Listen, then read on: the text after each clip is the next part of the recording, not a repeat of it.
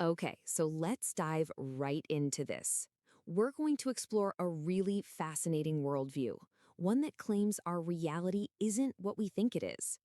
It's a belief system arguing that the entire universe runs on a kind of hidden code, and that this code has finally been cracked. The source material we're looking at, from a speaker who calls himself GreatTeacherSam, kicks off with that pretty startling claim. We see and live in is actually a grand illusion, a kind of divine magic spell. So, you have to ask, right? What is this spell? And more importantly, how do you break it? Well, according to the speaker, the key is understanding a hidden code that's been embedded in, well, everything, in language, in religion, and even in what's happening in the world today. All right, so let's start by really getting a handle on the core premise here.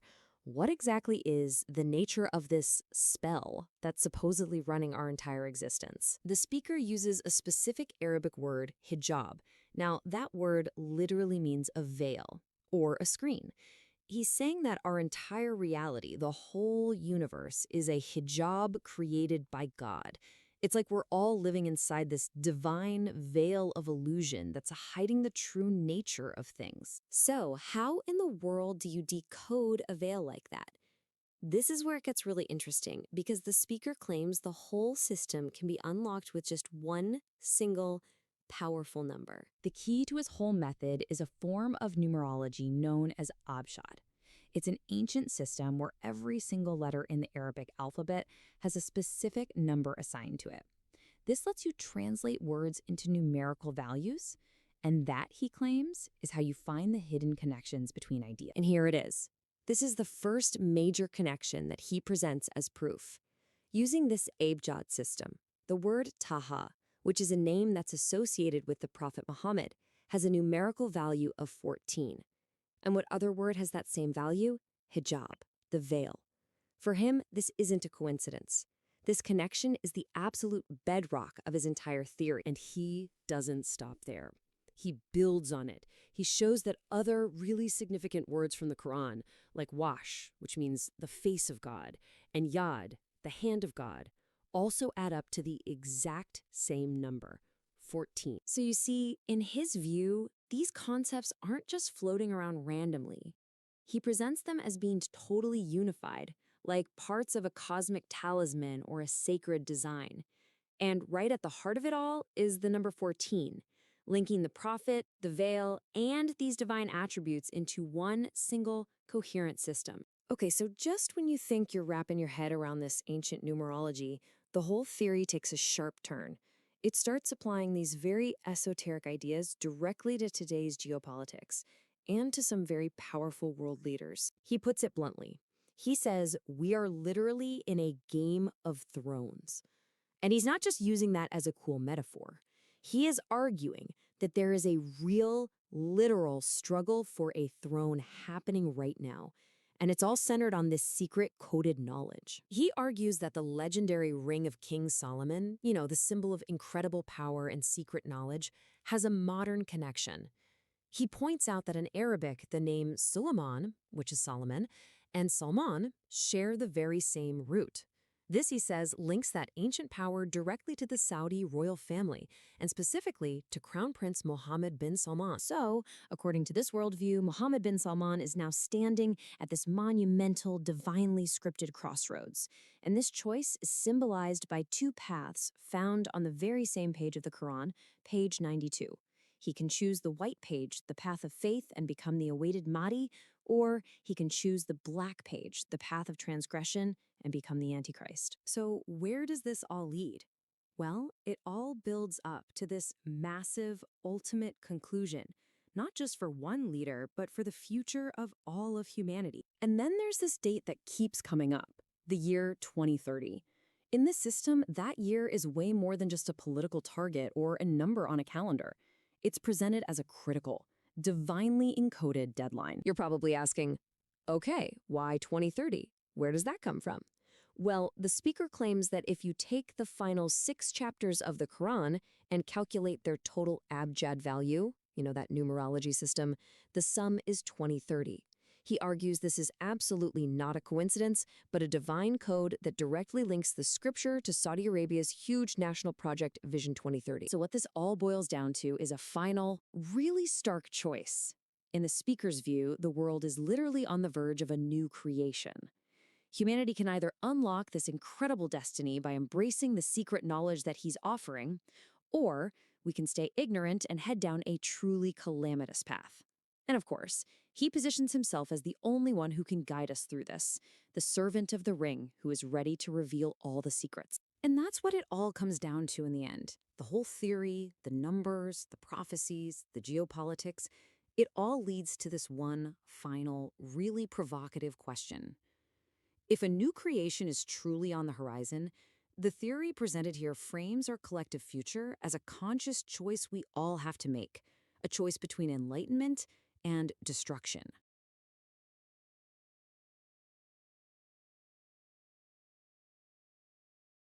All right, welcome to The Explainer. Today, we're diving into a pretty wild and intricate worldview from the YouTube channel GreatTeacherSam. The core idea? That our reality is absolutely not what it seems. So, let's get into it. So right out of the gate, the speaker hits you with this, a truly startling claim. The idea is that the entire universe, and yep, that includes you and me, is living under a kind of cosmic enchantment, a spell. This one thought is the bedrock for everything else we're about to explore. Okay, so if we're all under a spell, how in the world do you break it, or even understand it? Well, the speaker claims he's found the key, and that's what this explainer is all about. We're going to walk you through the system he presents for decrypting this code, a code he believes is literally woven into our language, our scriptures, and even what's happening on the world stage today. Okay, so the very first thing you need to get your head around is this concept he calls the hijab. It's the name he gives to this universal spell, this veil that's covering our perception of what's real. Now, when you hear the word hijab, you probably think of one thing, but you got to throw that out for a second. In this context, he's totally redefining it. It's not a piece of clothing, it's a cosmic principle. It's a divine shield, a code, a spell that God himself placed over all of creation to hide its true inner workings. So, a universe under a spell. The natural question is, how do you decipher it?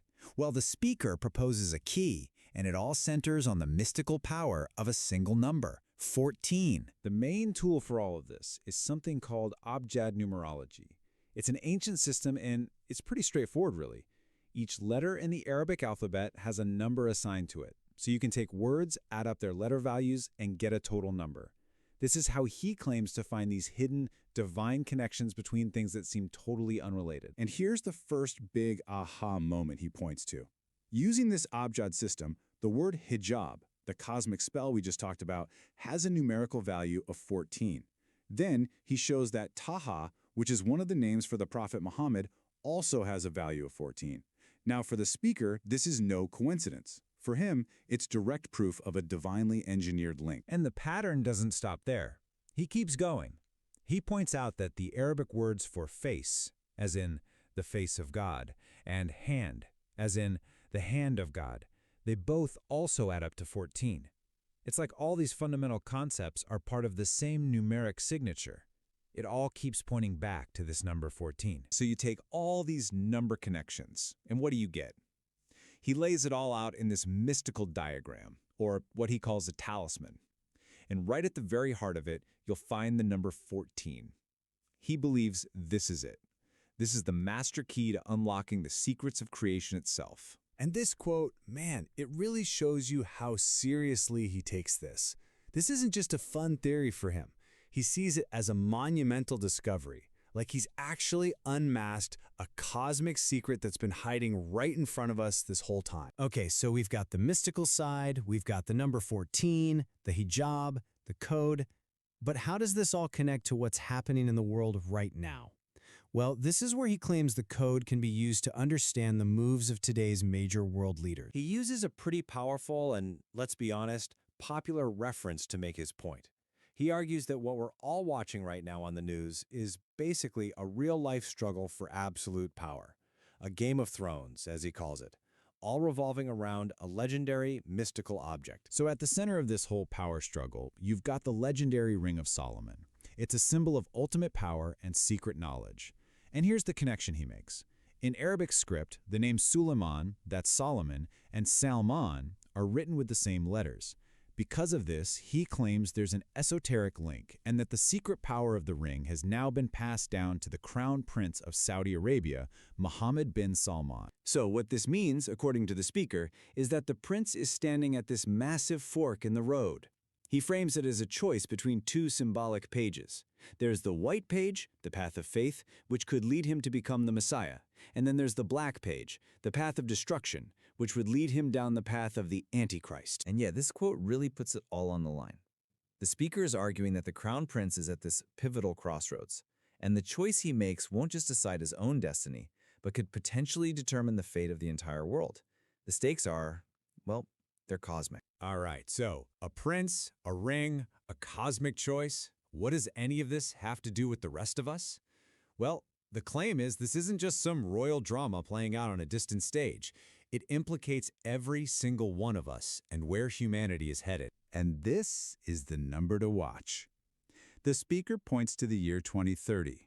He sees it not just as a date on the calendar, but as a divinely encoded deadline for all of humanity. So why 2030? Where does that come from? You guessed it, we're back to the numbers. The speaker claims that if you take the numerical values of the final 6 chapters of the Quran, they add up to 2030.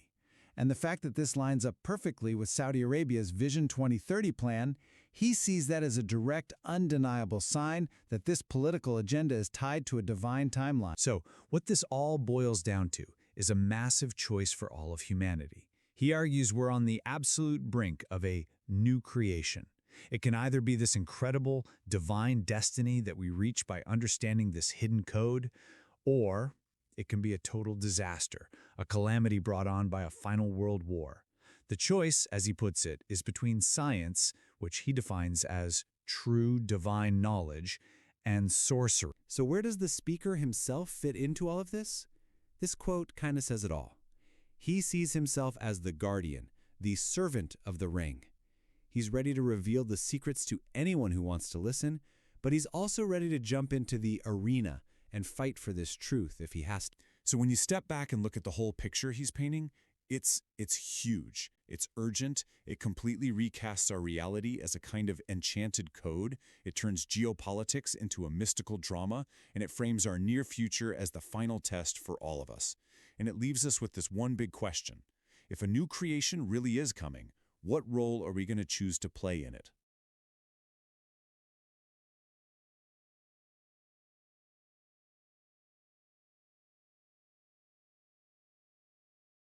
أهلا بكم معنا. النهاردة بنغوص في مادة فريدة من نوعها بصراحة. مقتطفات من نص فيديو على يوتيوب اسمه سر طه والخلق. المادة دي شبكة معقدة من التفسيرات. تفسيرات باطنية عددية بتربط حاجات كتير ببعض. دين، شخصيات حالية، رؤى للمستقبل. أهلاً بك. وبالفعل المادة دي بتعتمد بشكل كبير على اللي بيسموه علم الأعداد أو حساب الجمل، يعني استخدام القيمة الرقمية للحروف والكلمات عشان يربطوا أفكار ممكن تبان ملهاش علاقة ببعض. النص بيركز قوي على كلمات زي طه، حجاب، وجه الله، ويد الله، وبيقول إن قيمتهم العددية المشتركة فيها سر. دي نقطة بداية مثيرة. طيب إيه هي القيمة العددية دي اللي المصدر مركز عليها وبيستخدمها إزاي؟ القيمة الأساسية اللي النص بيدور حواليها هي رقم 14. هم شايفين إن الرقم ده مفتاح فهم المفاهيم دي كلها: طه، الحجاب، الوجه، اليد. الموضوع مش مجرد رقم وخلاص، لأ، ده دليل في نظرهم على إن في رابط باطني بيربطهم ببعض، كأنهم أوجه مختلفة لنفس الشيء. اربطها بأمور أحدث شوية؟ هنا بقى الموضوع بيتفرع أكتر. النص بياخد رقم 14 والرموز بتاعته دي ويربطها بمفهوم الخاتم، وتحديداً خاتم سليمان. الخاتم ده معروف تقليدياً إنه رمز للقوة والحكمة والسلطة. المصدر بيقول إن الخاتم ده له تجلي في عصرنا الحالي. تجلي؟ إزاي بيربطوا بأحداث معينة أو يمكن شخصيات؟ أيوة، وبشكل مباشر قوي. النص بيربط خاتم سليمان ده برؤية السعودية 2030، وكمان بشخصية ولي العهد الأمير محمد بن سلمان. ومش بس كده، ده بيقول إن الخاتم ده أو القوة دي ليها وجهين: صفحة بيضة للحكمة، وصفحة سودة للقتل أو القوة الغاشمة، كأن الاتنين دول يعني متلازمين مع القوة دي. ده ربط يعني جريء جدا بصراحة. هل المصدر قدم تفسير تاني للعلاقة دي بين الخاتم والشخصيات دي والرؤية؟ وهو بيضيف طبقة تانية، يعني تفسير باطني زيادة. بيقول إن الكل بما فيهم الشخصيات دي واقعين تحت تأثير حاجة سماها سحر النبي. النص مش بيشرح بالتفصيل إيه هو السحر ده، بس بيقدمه كأنها قوة خفية أو تأثير روحي بيشكل الأحداث دي كلها في إطار رمزي معين. هم. طيب وبالنسبة للذكاء الاصطناعي دخل ازاي في المنظومة دي كلها؟ يعني يبدو عنصر مش متوقع خالص. فعلاً، النص بيقول إنه تم استخدام الذكاء الاصطناعي عشان يتخيلوا شكل وجه آدم، وده بناءً على رمزية الرقم 14 برضه. الفكرة اللي بيطرحوها إن الوجه ده هيكون متعدد الأوجه، يعني بيعكس كل جوانب الرقم 14 اللي قلناها: اليد، العلم، النص، عشان يأكدوا تاني على فكرة إن كل حاجة مترابطة، كأن الذكاء الاصطناعي ده أداة بتكشف الروابط الخفية دي. وده بيرجعنا تاني لعلم الأعداد. هل المصدر استخدم حسابات تانية عشان يربط أسماء أو مفاهيم زيادة؟ أكيد أكيد، هو علم الأعداد ده الأداة الأساسية في النص كله. يعني مثلا بيربط بين اسم سليمان وسلمان، وبيستخدم القيمة 92 عشان يربط بين مريم ومحمد، والقيمة 111 عشان يربط بين علي وسليمان. الفكرة اللي بتتكرر هي إن الأسماء والشخصيات والمفاهيم دي يعني مش منفصلة، لا دي مترابطة رقمياً ورمزياً. بس المصدر ما وقفش عند كده صح؟ في إشارة كمان للماسونية. إزاي دخلت دي في الشبكة؟ دي من أكتر النقط الغريبة بصراحة في النص. المصدر بيدعي إن القيمة العددية لكلمة الماسونية هي كمان 14، وبناء على الادعاء الرقمي ده بيربطها على طول بمفاهيم طه والحجاب والوجه واليد، بيدخلها في نفس المنظومة الرمزية اللي بناها حوالين رقم 14. النص على فكرة مش بيوضح إزاي حسبها ووصل للنتيجة دي، بس بيقدمها كجزء من تفسيراته. وفي كمان إشارة سريعة كده لصراع العروش. جت في سياق إيه دي؟ دي ده مثال تاني على إزاي المصدر بيربط بين عناصر يعني مختلفة تماماً عن بعض: نصوص دين، حسابات أرقام، سياسة، تكنولوجيا، وحتى مسلسلات. طيب بعد ما استعرضنا كل التشابكات دي اللي النص بيقدمها، إيه المغزى؟ يعني إيه الفكرة الأساسية اللي النص بيحاول يقولها؟ الفكرة الجوهرية اللي النص بيطرحها على ما يبدو هي إن في طبقة خفية من الواقع، طبقة بتحكمها الرموز والأرقام، وإن فهم الشفرات دي زي طه وقيمتها العددية، أو رمزية خاتم سليمان وتجلياته المعاصرة اللي بيدعوها دي، فهم ده ممكن يكشف عن سيناريو زي ما يكون مكتوب مسبقاً للأحداث العالمية، بما فيها مشاريع زي رؤية 2030. إذن المصدر بيسيبنا قدام سؤال يعني عميق ومثير للجدل فعلا. هل ممكن تكون الأحداث والشخصيات اللي بنشوفها منفصلة دي، من الأنبياء زمان للقادة دلوقتي، من الدين للسياسة، هل ممكن تكون فعلا مرتبطة بشفرة باطنية، شفرة بتفك بالأرقام والتأويل الرمزي زي ما النص ده بيقترح؟ فكرة بصراحة تستحق إن الواحد يفكر فيها، بغض النظر هو مقتنع بالطريقة أو بالنتائج دي ولا لا.